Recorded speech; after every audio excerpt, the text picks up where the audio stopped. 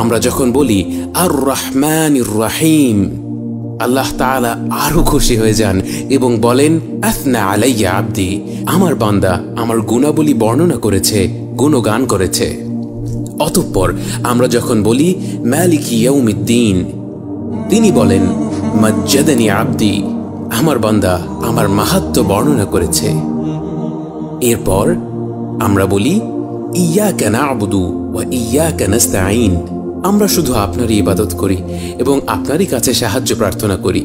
তিনি তখন এর উত্তরে বলেন এটা আমার এবং আমার বান্দার মধ্যকার ব্যাপার, আমার বান্দা যা চাইবে তাই সে পাবে।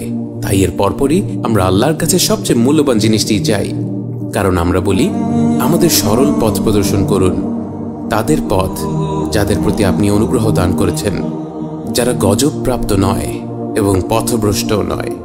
তখন আল্লাহ সুবহানাহু ওয়া তাআলা এর উত্তরে বলেন এটা কেবল আমার বান্দার জন্যে, আমার বান্দা যা চায় তাই সে পাবে।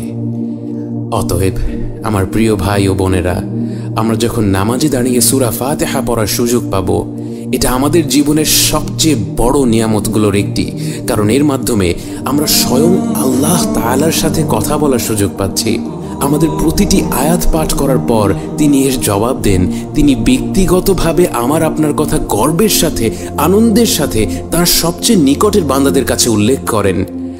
আসুন আমরা আল্লাহর সাথে এই কথোপকথনের মাধ্যমে তার নৈকট্য লাভ করার চেষ্টা করি।